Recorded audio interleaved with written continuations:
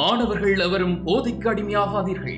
அடிமையானவர்கள் மீண்டதாக சரித்திரமில்லை. எனவே உங்களையும் சமூகத்தையும் பாதுகாத்துக் கொள்ளுங்கள். உங்கள் நலன் கருதி கல்வி டிவி.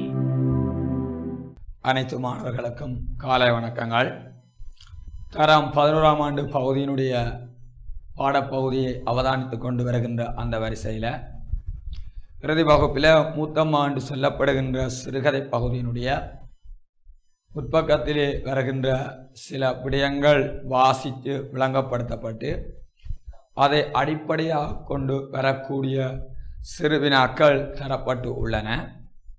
இன்றைய இந்த வகுப்பில் மிச்ச பகுதியை நாங்கள் அவதானித்து அதை அடிப்படையாக கொண்டு வரக்கூடிய சிறு வினாக்களை நாங்கள் அவதானித்துக் கொள்ள வேண்டும். அப்போ இந்த மூத்தம் ஆண்டு சொல்கிற சிறுகதையில் ஆரம்பத்தில் நீங்கள் பார்த்தீங்கன்னா இயற்கை வர்ணனை சிறப்பானது அந்த சிறுகதை ஆசிரியரால் ஓட்டமாவடி அரபாத்தவர்களால் சிறப்பான முறையில் குறிப்பிடப்படுவதை நாங்கள் அவதானித்துக் கொள்ளலாம். அதாவது இந்த சிறுகதையினுடைய ஆசிரியராகிய ஓட்டமாவடி அரபாத் அவர்கள் கதையினுடைய ஆரம்பத்தில் அந்த வர்ணனை சிறப்புகளை கையாண்டு உள்ளதன்மையை நாங்கள் என்ன செய்யலாம் என்றால் அவதானித்து கொள்ள முடியும்.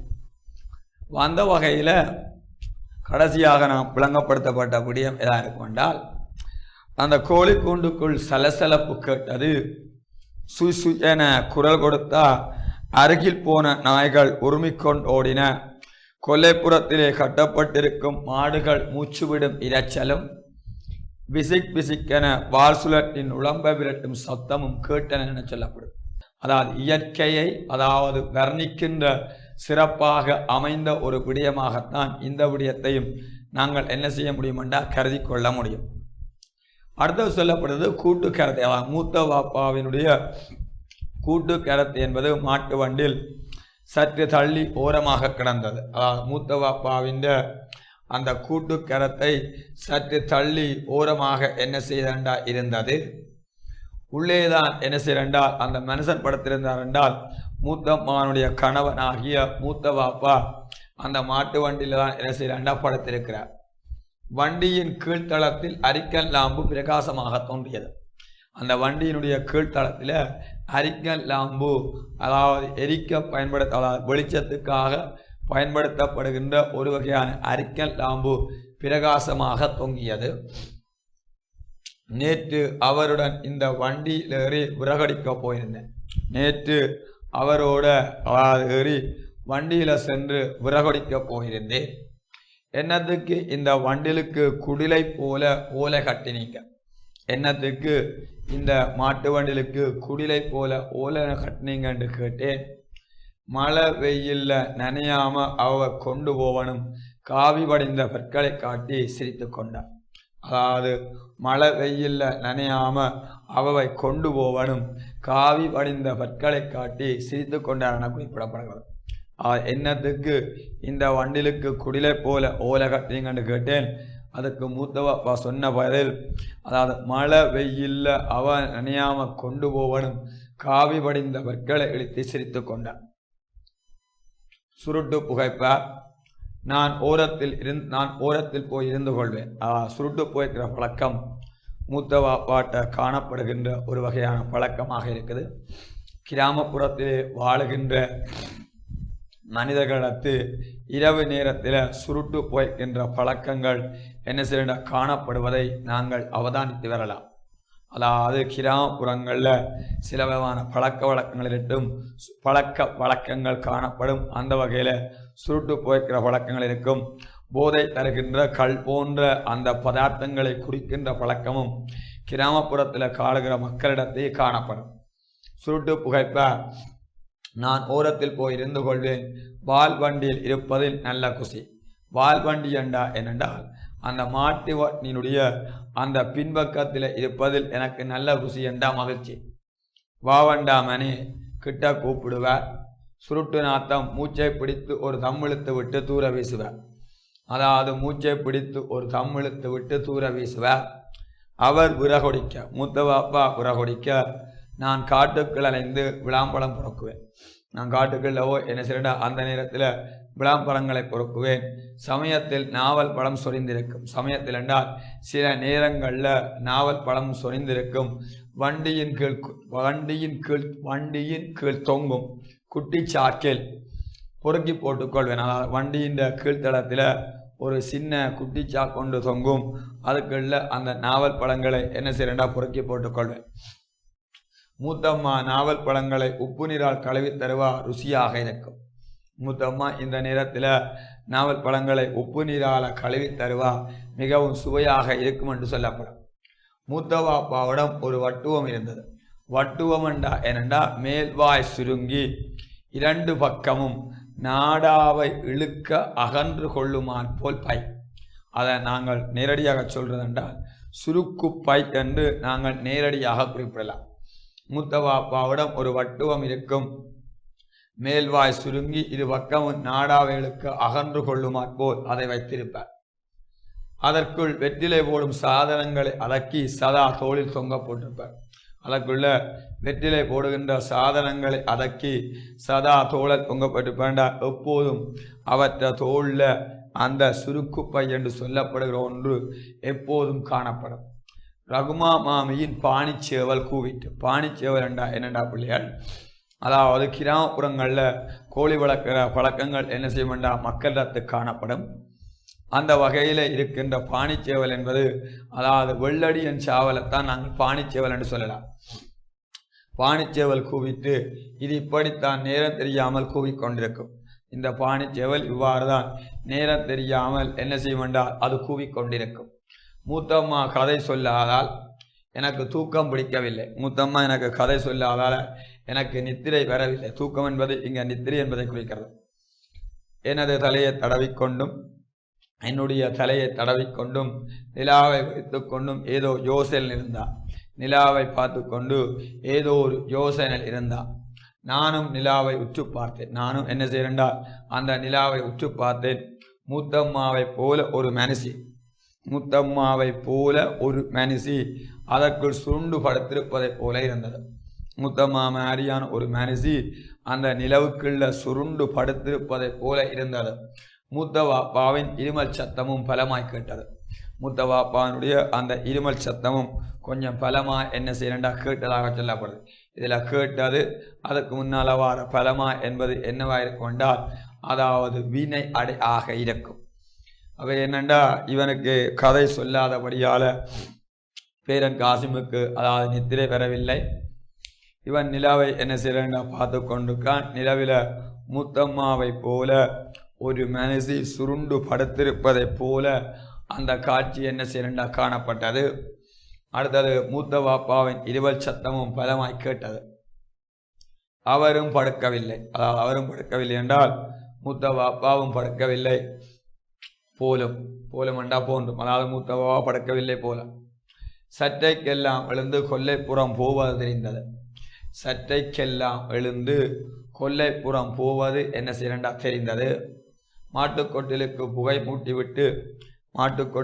புகை மூட்டிவிட்டு மறுபடியும் வண்டியில் ஏறி படுத்து கொண்டார்.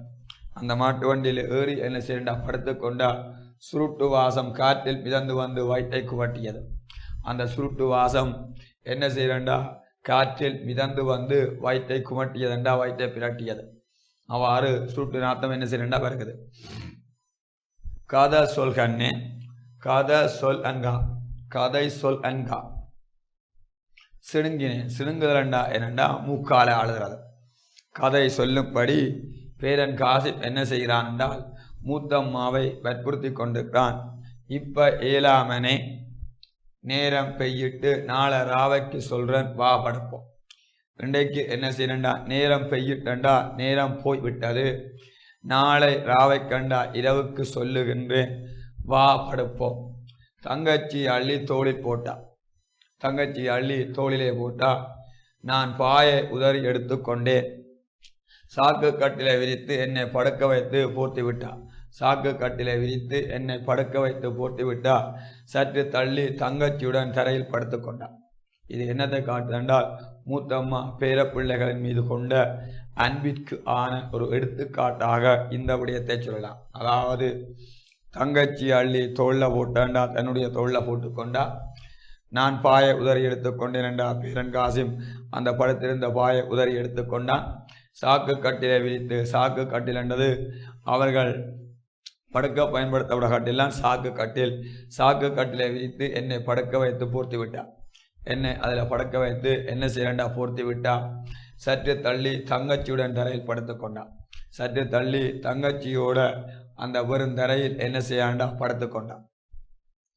கால்மாட்டில் உம்மா வந்து நின்றார். இதில் வர உம்மா என்பது என்னத்தை குறிக்கிறேன்டால், பேரன் காசிம் நித்திரை பெறா சந்தர்ப்பத்தில் தன்னுடைய இறந்து போன தாயாரை என்ன செய்யலாண்டா கனவு காணுகிறான். கால்மாட்டில் உம்மா வந்து நின்றார். புகைச்சுருளாக நெளிந்து வந்தான். புகைச்சுருளாக நெளிந்து வந்தான். கைகளை அசைத்து என்னை அழைத்தா. கைகளை அசைத்து என்னை அழைத்தா. மாதுளம் சுளையாய் பற்கள் பளிரிட சிரித்தா. அதாவது இதில் ஒரு மரபு வழி இருக்குது. மாதுளையின் உள்ளீடு என்னவாயிருக்கும் என்றால் முத்தாகத்தான் இருக்கும். சுளி என்பது என்னவாயிருக்கும் என்றால் அதாவது தோடை பலா என்பவற்றின் உள்ளீடு சுளியாக இருக்கும். இங்கு மாதுளம் சுளியாய் பற்கள் பளிரிட சிரித்தா. அதாவது பற்களை பழிச்சிடுற மாதிரி அந்த இறந்து போன தாயார் சிரித்தா.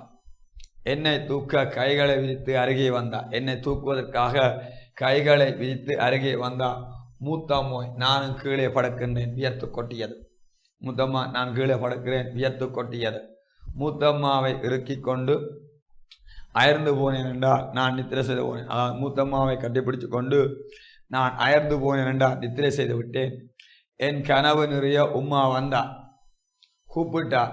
கட்டியணைத்து கொஞ்சினா. விடிய விடிய இப்படித்தான். இதில் வார விடிய விடிய என்பது என்னவாயிருக்கும் என்றால் அடுக்கு தொடராக இருக்கும்.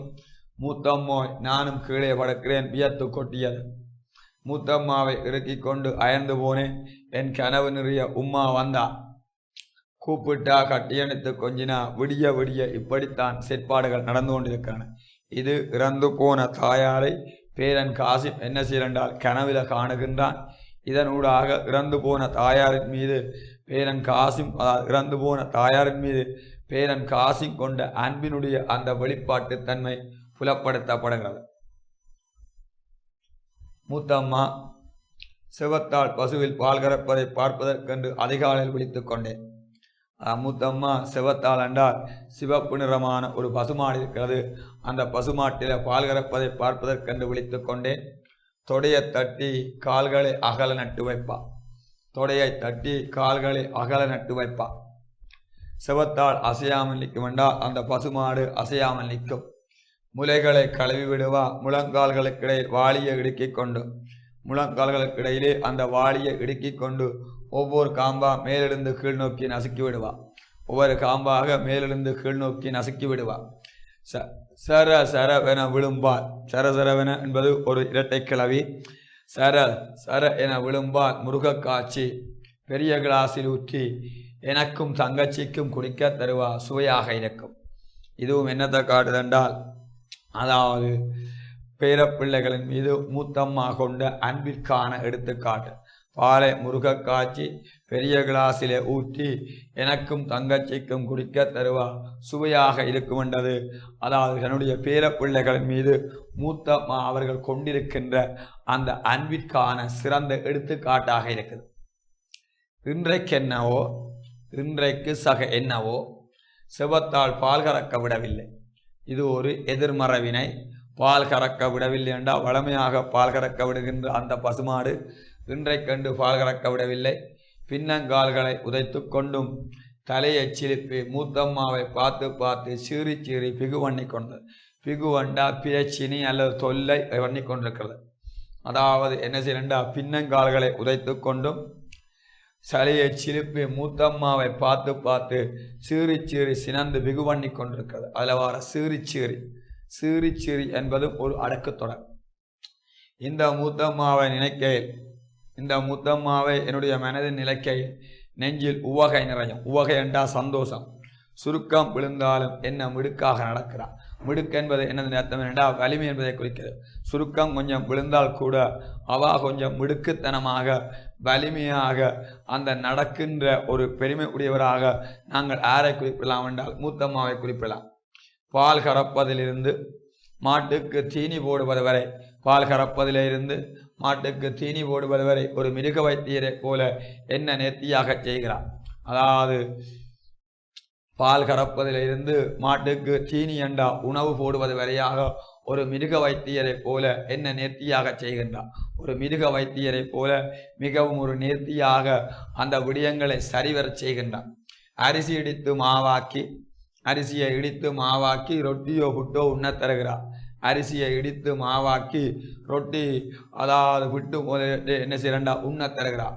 பனைமரத்தினுடைய ஓலையை சீவி அந்த பனைமரத்தினுடைய ஓலையை சீவி பெட்டியோ தட்டோ என்ன செய்யறா செய்து விடுகிறார். இது மூத்தம்மா செய்கிற சில வேலைகளாக இருக்கிறது. அரிசி இடித்து மாவாக்கி ரொட்டியோ புட்டோ உண்ண தருகிறது. பனைமரத்தின் ஓலையை சீவி பெட்டியோ தொட்டோ செய்து விடுதலெல்லாம் மூத்தம்மா என்ன செய்கிறன ஞாபகப்படுத்துங்கள்.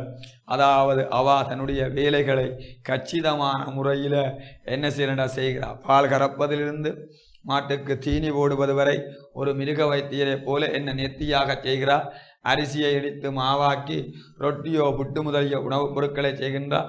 பனைமரத்தினுடைய ஓலையை சீவி பெட்டியோ தட்டோ முதலியவற்றை என்ன செய்து விடுகிறார். பனைமரத்தினுடைய ஓலையை சீவி பெட்டி தட்டு முதலியவற்றை என்ன செய்யண்டா மூத்தம்மா அவர்கள் நேர்த்தியான முறையில் செய்து விடுகிற தன்மையை பார்க்கலாம். இத்தனைக்கும் ஒரு நோய் வந்தால் படுக்கையில் கிடந்து அழுந்தவ மாட்டார். படுக்கையில் கிடந்து என்ன செய்யண்டா அழுந்துவதில்லை.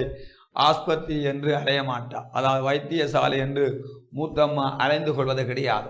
ஆடாதோடையையும் கொத்தமல்லியையும் அவித்து குடித்து எழுத்து நடக்கிறார். ஆடாதோடை என்று சொல்லப்படுகிற ஒன்றையும் அதாவது கொத்தமல்லி என்று சொல்லப்படுகின்ற மூலிகைகளையும் அதாவது அவித்து குடித்து எழுந்து நடக்கின்றார். அக்கம் பக்கம் என்றால் அதாவது ஊரில் யாராவதுக்கு பக்கத்தில் அக்கம் பக்கம் அருகருகே யாருக்கு நோய் பிடித்தாலும் கூப்பிடாத வைத்தியராக ஓடி போய் மருத்துவம் செய்வா. யாருக்காவது நோய் பிடித்தாலும் கூப்பிடாத ஒரு வைத்தியராக போய் என்ன செய்வாண்டா மருத்துவம் செய்வா. ஊரில் எது நடந்தாலும் ஊரில் என்னதான் விடய நடந்தாலும் மூத்தம்மா தான் வேண்டும். அதாவது ஊரில் ஒரு சமூக செல்வாக்குடைய சமூகத்தினுடைய ஆளுமையை வெளிப்படுத்துகின்ற அந்த சமூகத்துக்கு தேவையான ஒரு தனி மனிதராக மூத்தம்மா இருக்கின்றான். கைராசிக்காரி நீங்கள் தான் மாமி என்ற தலைப்புள்ளையை ஏந்தனம். கைராசிக்காரி நீங்கள் தான் மாமி என்ற தலைப்புள்ளையை ஏந்தன. நேற்றும் அவ்வாறாத்தா வீங்கிய வயிற்றுடன் வந்து மூத்தம்மாவிடம் சொல்லிவிட்டு போனான். நேற்று கூட அவ்வாறாத்தான்னு சொல்லப்படுகின்ற ஒரு அக்கா மூத்தம்மாவை பார்த்து சொல்லிவிட்டு போறார். கைராசிக்காரி நீங்கள் தான் மாமி என்ற தலைப்புள்ளி என்றால் அந்த கிராமத்தில் பிறக்க போகிற மூத்த பிள்ளையை சொல்கிற தலைப்பிள்ளை, குடும்பத்தில் பிறக்கிற ஒருவருக்கு பிறக்கின்ற மூத்த பிள்ளையை சொல்கிற தலைப்பிள்ளை. அந்த தலைப்புள்ளி ஏந்தன நேற்றும் அவ்வாறாத்தா வீங்கிய வயிற்றுடன் வந்து மூத்தம்மாவிடம் சொல்லிவிட்டு போனான். அதாவது வீங்கிய வயிற்றோட வந்து மூத்தம்மாவை பார்த்து இவ்வாறான ஒரு கருத்தை என்ன செய்யறா சொல்லிவிட்டு சென்றான். இந்த கிராமத்தினுடைய முடிசூடா குட்டி ராணியாகவும் இந்த கிராமத்தினுடைய ஒரு முடிசூடாத குட்டி ராணியாகவும் ஒரு பொது மனுஷியாகவும் மூத்தம்மா தான் இருந்தார். அதாவது இந்த கிராமத்தினுடைய ஒரு முடிசூடாத ஒரு குட்டி ராணியாகவும் அந்த கிராமத்துக்கு தேவையான ஒரு பொது மனுஷி என்றால் அக்கம் பக்கம் யாருக்கு நோய்பட்டால் கூப்பிடாத வைத்தியராக ஒரு மருத்துவம் செய்கின்ற ஒரு பொது மனுஷியாகவும் மூத்தம்மா தான் இருந்தார். அனுபவம் பழுத்து அவரிடம் அறிவு தேயஸ். தேயஸ் என்பது ஒரு வடமொழி சொல். தேயஸ் என்பதனுடைய ஒத்தம் என்னென்றால் அறிவு ஒளி என்பதை குறிக்கிறது. அனுபவம் பழுத்து அவரிடம் அறிவு ஒளி கொஞ்சம் கூடவாக இருக்கிறது. சட்டென தெரியும். அந்த அறிவொளி சட்டென என்றால் துலாம்பரமாக திட்ட தெளிவாக எங்களுக்கு தெரியும்.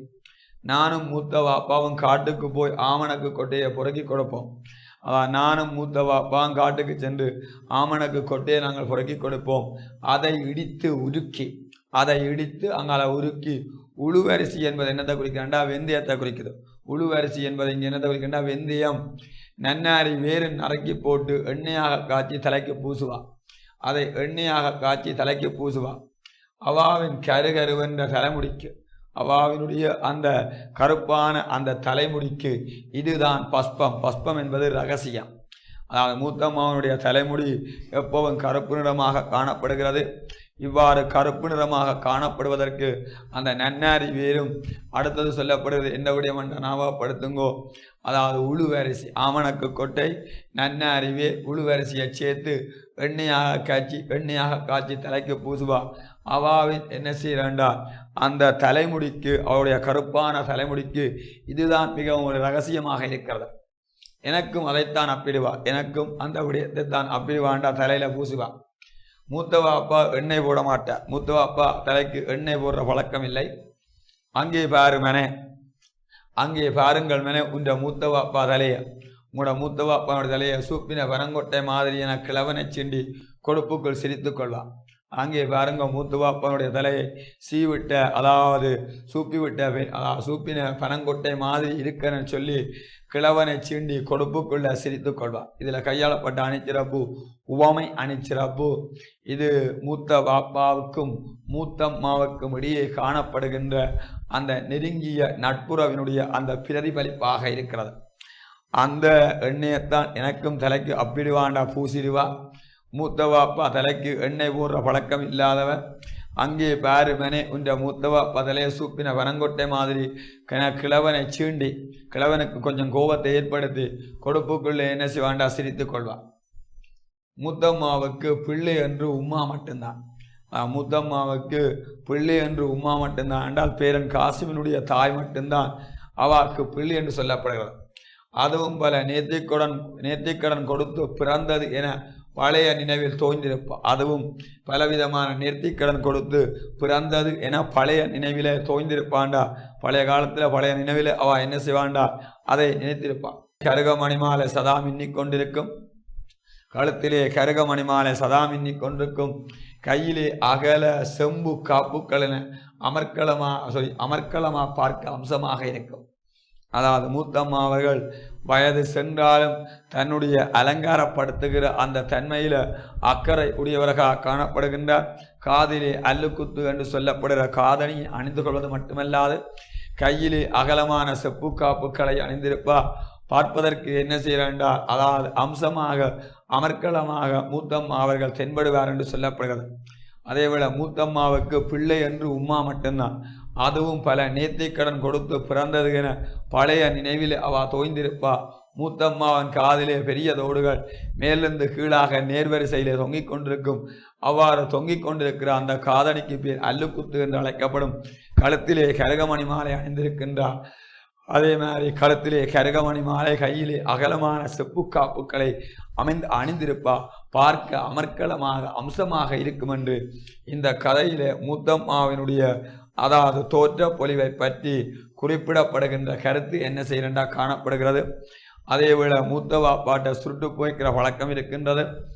அதேவேளை முக்கியமாக என்னென்றால் அவர் மூத்தவாப்பா அவர்கள் மாட்டு வண்டியில தான் என்ன செய்யறா நித்திரை கொள்ளுகிற பழக்கமுடையவராக காணப்படுகிறார். அதனால நேற்றிவருடன் வண்டியில் ஏறி விரகடிக்க போயிருந்தேன். என்னத்துக்கு இந்த வண்டிலுக்கு குடிலை போல ஓலை கட்டியிருக்கிறீங்கன்னு கேட்டேன். அது மழை வெயில்ல நனையாம அவ கொண்டு போவனும் காவி வடிந்த கற்களை இழுத்து சிரித்து கொண்டார் என சொல்லப்படுகிறது. இது கதையினுடைய விடயத்தில் இன்றைய வகுப்பில் விளங்கப்படுத்தப்பட்ட அதாவது விடயத்தில் சின்ன சின்ன கேள்விகள் தர வேண்டிய தேவைப்பாடு இருக்கின்றது. எழுதுங்க கேள்வி. மூத்த பாப்பா அவர்கள் எதிலே தூங்குகின்ற பழக்கம் உடையவராக இருக்கின்றார். எதிலே தூங்குகின்ற பழக்கம் உடையவராக இருக்கின்றார். கூட்டுக்கரத்தை கரத்தை என்பது மாட்டு வண்டி.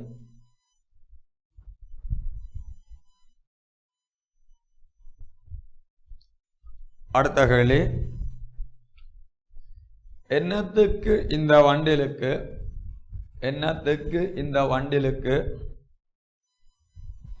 குடிலை போல ஓலை கட்டினீங்க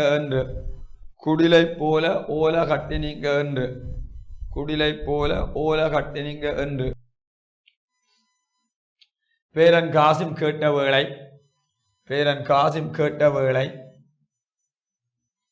மூத்தவாப்பா அவர்கள் கூறிய பதிலினை தருங்க.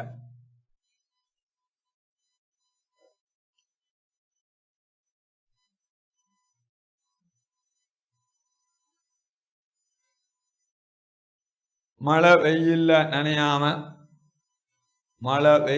நனையாம மூத்தம்மாவை கொண்டு போகணும். அவவை என்பதை யாரை குறிக்கிறா, மூத்தம்மாவை கொண்டு போகணும் என்று பதிலளித்தார்.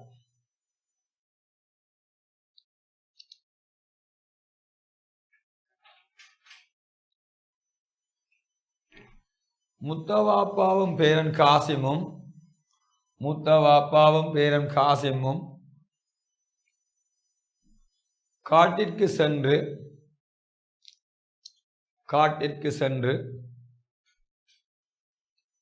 செய்கின்ற செயற்பாடுகளாக குறிப்பிடப்படும் கருத்துக்களை தருக.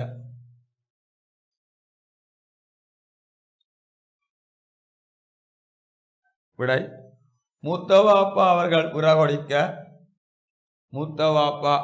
உரகொடிக்க நான் காட்டிற்குள் சென்று விளாம்பழம் பொறுக்குவேன். சமயத்தில் என்றால் சில நேரங்களில் நாவல் பழம் சொரிந்திருக்கும். அந்த நாவல் பழங்களை குட்டி சாக்கில் பொறுக்கி போட்டுக்கொள்வேன்.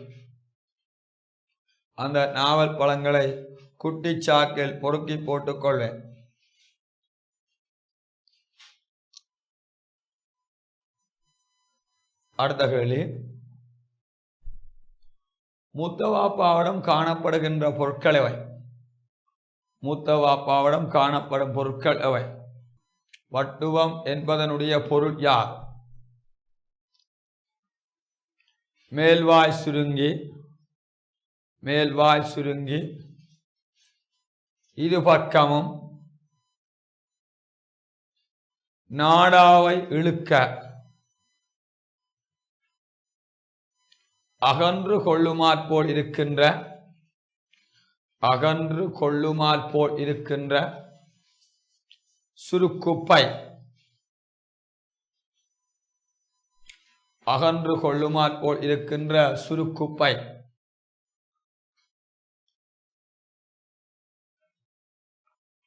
பேரன் காசிம்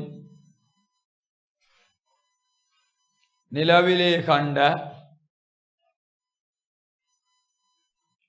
காட்சியாக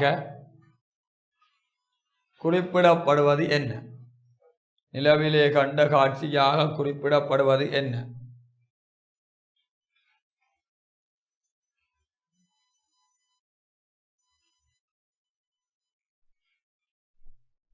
பேரன் காசிம் நிலாவை உற்று பார்த்தான். மூத்தம்மாவைப் போல ஒரு மனசி அதற்குள் சுருண்டு படுத்திருப்பதைப் போல இருந்தது.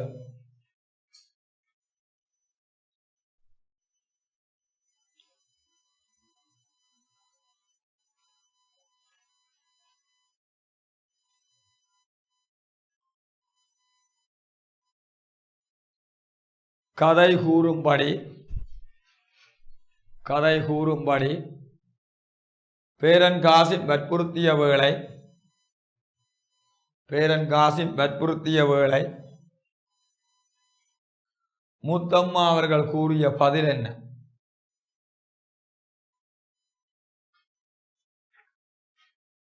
நேரம் போய்விட்டது,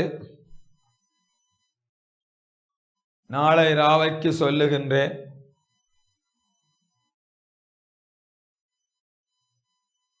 வா படுப்போம்.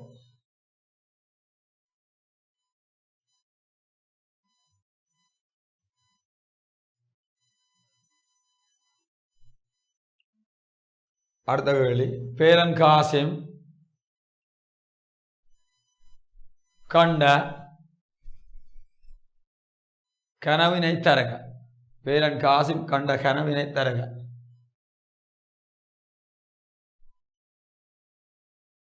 கால்மாட்டில் உம்மா வந்து நின்றா புகைச்சுருளாய் நெளிந்து வந்தா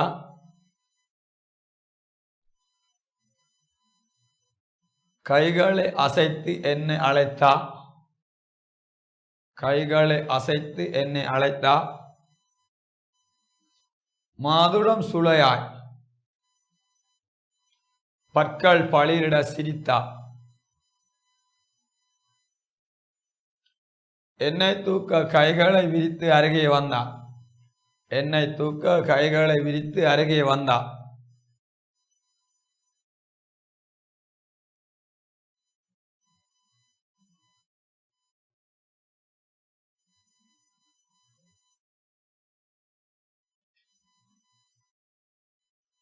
கனவு நிறைய உம்மா வந்தா. கட்டியணைத்து கொஞ்சினா விடிய விடியை படித்தான்.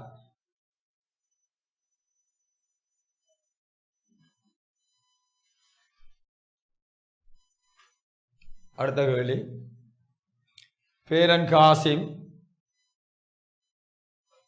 அதிகாலையிலே கண்விழிப்பதற்கான காரணம் என்ன? அதிகாலையில் நித்திரை விட்டுவதற்கான காரணம் என்ன? மூத்தம்மா செவத்தாள் பசுவேல்.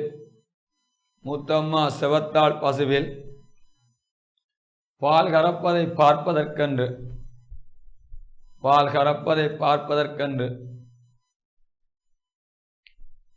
பேரன் காசிம் அதிகாலையில் விழித்துக் கொண்டான். மூத்தம்மா அவர்கள் பசுமாட்டில் வளமையாக பால் கறக்க விடுகும். பசுமாட்டில் வளமையாக பால் கறக்கின்ற போதும்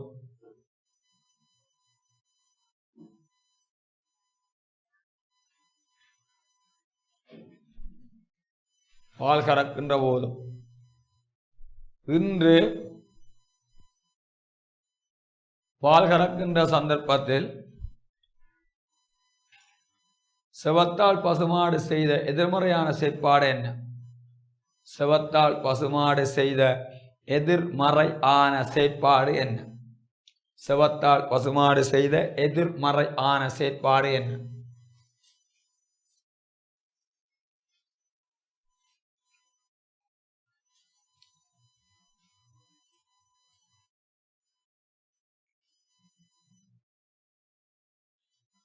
இன்றைக்கென்னவோ செவத்தால் பால் கறக்க விடவில்லை. செவத்தால் பால் கறக்க விடவில்லை.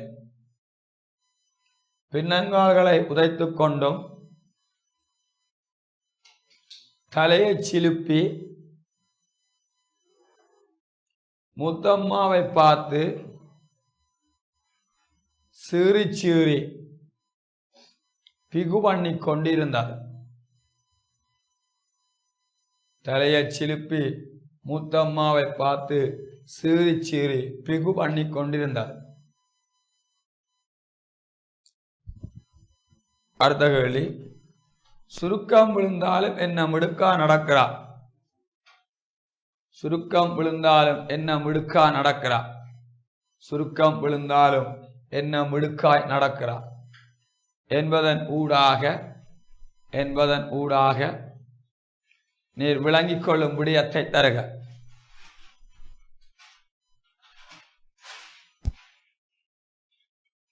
முத்தம்மா அவர்கள் வயது சென்றாலும் முத்தம்மா அவர்களுக்கு வயது சென்றாலும் இன்றும் கூட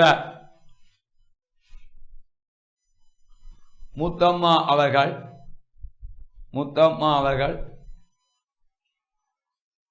மிடுக்குத்தன்மையுடன்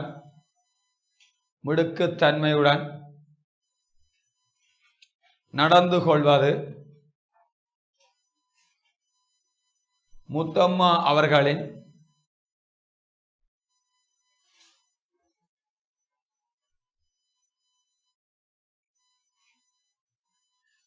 மன வலிமைக்கான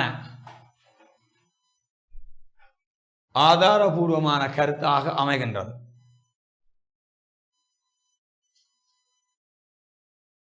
அடுத்த கேள்வி. இச்சிறுகதையிலே மூத்தம்மா அவர்கள் செய்கின்ற வேலைகளாக குறிப்பிடப்படுவன அவை. மூத்தம்மா அவர்கள் செய்கின்ற வேலைகளாக குறிப்பிடப்படுவன அவை.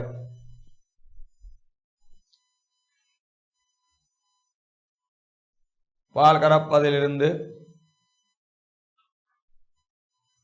மாட்டுக்கு தீனி போடுவது வரை, பால் கறப்பதிலிருந்து மாட்டுக்கு தீனி போடுவது வரை ஒரு மிருக வைத்தியரை போல தொழிற்படுகின்றார்.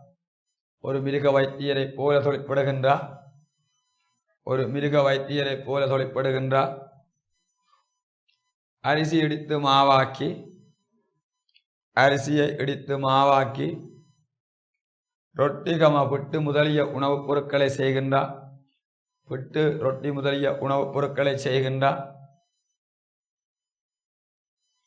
பனை மரத்தினுடைய ஓலையச்சீவி பனை மரத்தினுடைய ஓலையச்சீவி பொட்டி கம தட்டு முதலிய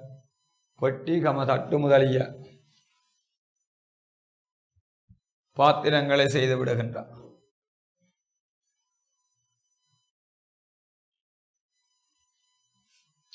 அடுத்த கேள்வி, மூத்தம்மா அவர்கள்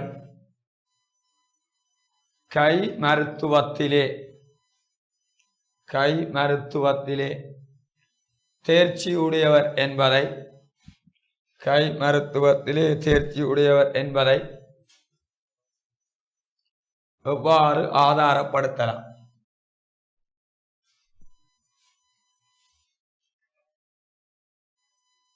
அதற்கு விடை, இத்தனைக்கும் ஒரு நோய் வந்தால் கூட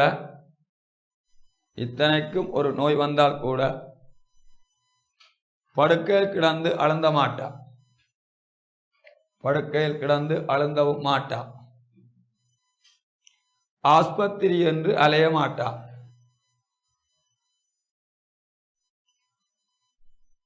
ஆடாதோடையையும்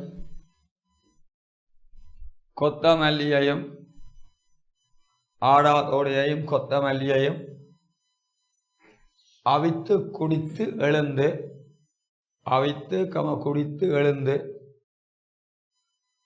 மிக்க மிடுக்கோடு மூத்தம்மா அவர்கள் தொழிற்படுவதை அவதானித்துக் கொள்ளலாம்.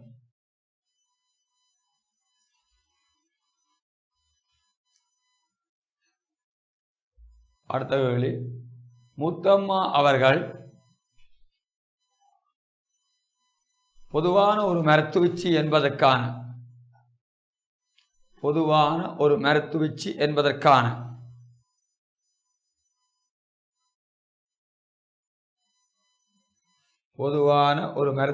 என்பதற்கான ஆதாரபூர்வமான கருத்தினை தருக.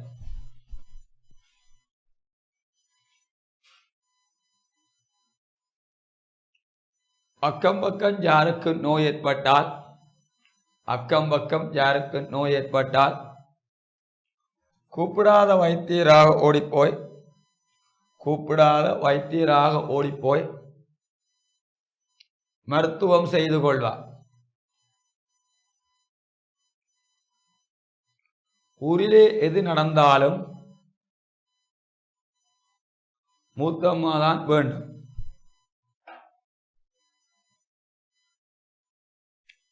இதனாலேதான் அவ்வாறாத்தா வீங்கிய வயிற்றுடன் வந்து நீங்கள்தான் மாமி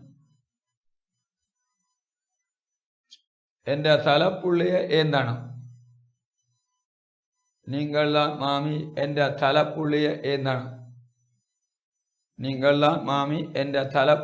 ஏந்தனம் என்று குறிப்பிடுவதானது மூத்தம்மாவின் மருத்துவச்சி பண்பினை தெளிவுபடுத்துவதாக அமைகின்றது. மூத்தம்மாவின் மருத்துவச்சி பண்பினை தெளிவுபடுத்துவதாக அமைகின்றது.